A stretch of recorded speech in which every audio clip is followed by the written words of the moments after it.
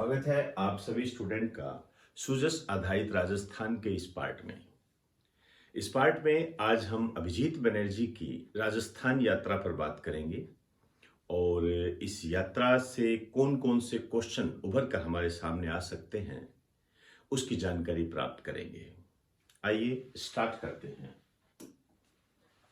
अभिजीत बनर्जी की राजस्थान यात्रा नवंबर 2022। ये जो इनकी यात्रा हुई है, एक गांव है, उसका नाम है जाबला। ये गांव चर्चा में रहा, जाबला गांव। ये राजस्थान के उदयपुर जिले से संबंधित है। यहां पर इन्होंने यात्रा की। अब इस यात्रा के दौरान इन्होंने क्या बात कही उसकी चर्चा हम करेंगे, लेकिन पहले अभिजीत बनर्जी के बारे में कुछ बातें करना चाहेंगे। अभिजीत बनर्जी, आप जानते हो, ये इकोनॉमिस्ट है, अर्थशास्त्री है।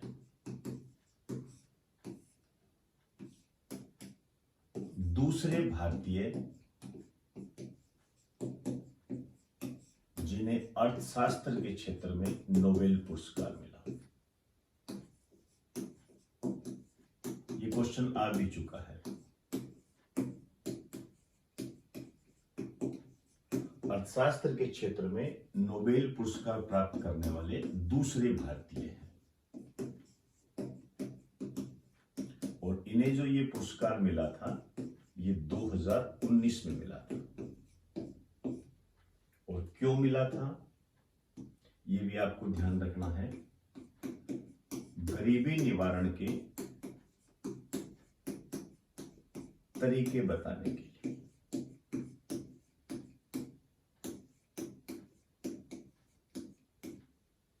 इन्होंने गरीबी निवारण के बारे में कुछ तरीके बताए थे, इस कारण से इन्हें 2019 में नोबेल पुरस्कार दिया गया था। नोबेल पुरस्कार के बारे में आपको मैं कुछ जानकारी देना चाहूंगा।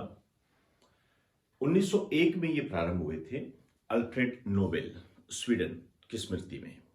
ये जो अल्फ्रेड नोबेल है वैज्ञानिक थे, इन्होंने डायनामाइट का आविष्कार किया था। कई क्षेत्रों में ये पुरस्कार दिए जाते हैं, जैसे इकोनॉमिक्स तो है ही, इसके अलावा चिकित्सा में दिया जाता है, इसके अलावा भौतिकी में दिया जाता है, फिजिक्स और केमिस्ट्री में दिया जाता है, शांति और साहित्य, इन क्षेत्रों में यह दिया जाता है। अर्थशास्त्र के क्षेत्र में जो पुरस्कार दिया जाता है ये बाद में स्टार्ट किया गया था 1969 के आसपास।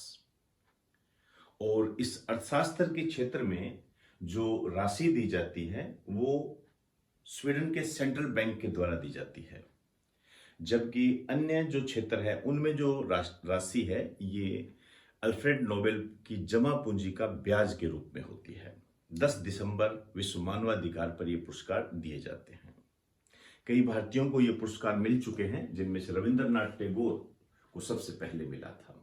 अब ये बहुत सारी जानकारियां हैं। मैं चाहूंगा कि हमारे लेक्चर YouTube पर उपलब्ध है, आप यदि प्राप्त करना चाहते हो जानकारियों को तो वहां से उसको प्राप्त कर सकते हो।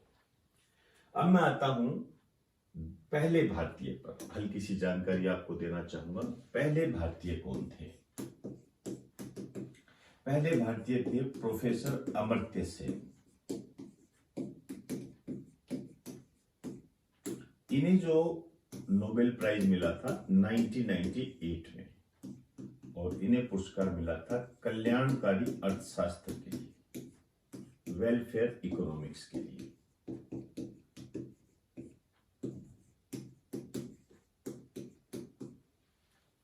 अब मैं आऊंगा जाबला उदयपुर। उदयपुर के बारे में कई नाम है जो बार बार मैं रिपीट करता हूं। झीलों की नगरी है, राजस्थान का कश्मीर है, लेकिन यहां जो मैं सबसे महत्वपूर्ण इसका उपनाम मान के चलता हूं वो है पूर्व का वेनिस। झीलों की नगरी हो गया, राजस्थान का कश्मीर हो गया, ये आप बखूबी जानते हो। लिखना चाहो तो लिख दीजिए। फाउंटेन व माउंटेन का शहर हो गया।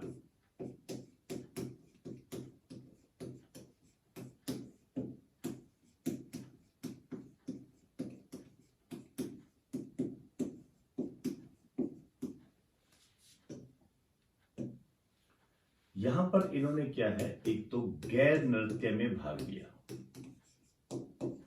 अब ये गैर नृत्य आपके लिए इंपॉर्टेंट हो जाता है। गैर नृत्य में इन्होंने भाग लिया था। ये जो गैर नृत्य है, एक तो ये होली के अवसर पर किया जाता है, पहली बात तो, और फसल को घर लाने की खुशी में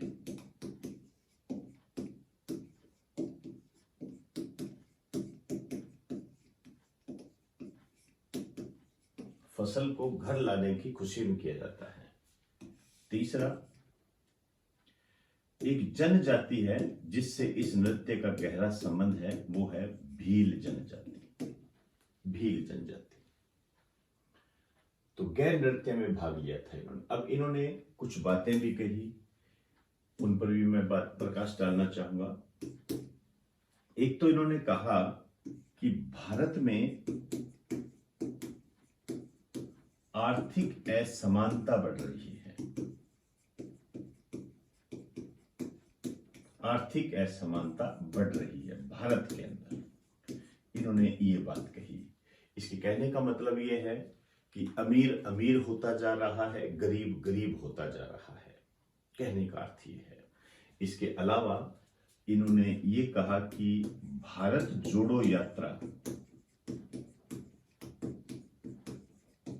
ये विपक्ष को मजबूत करेगी।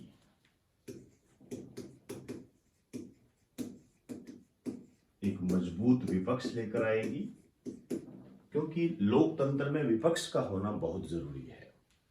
तो राहुल गांधी की जो भारत जोड़ो यात्रा है वो विपक्ष को मजबूत करेगी। यहां फिलहाल आपको ये बात ध्यान रखनी है कि ये जो यात्रा है भारत जोड़ो यात्रा, इसके बारे में हल्की सी जानकारी आपको देना चाहूंगा।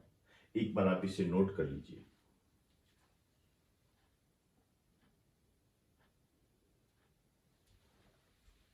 भारत जोड़ो यात्रा के बारे में थोड़ा ध्यान रखना। ये भारत को जोड़ने से संबंधित है। आपसी सद्भाव बना रहे, एक दूसरे से प्रेम व्यवहार बढ़े, हम लड़े नहीं, हिंदू मुस्लिम हम ना करें, इस उद्देश्य के तहत इसको प्रारंभ किया गया है। आपके एग्जाम की दृष्टि से ये इंपॉर्टेंट है। देखिए, ये तो आप जानते ही हो कि कांग्रेस पार्टी की यात्रा है ये। इसको जो लीड कर रहे हैं राहुल गांधी,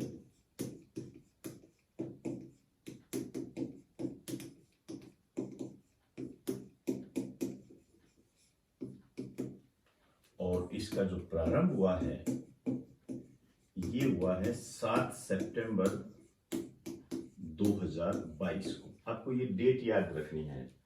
देखते हैं आगे क्या रहता है, कहां से कहां तक जो भी है। और अभी तक जो ये डिसाइड की गई है, ये कन्याकुमारी से कश्मीर तक है।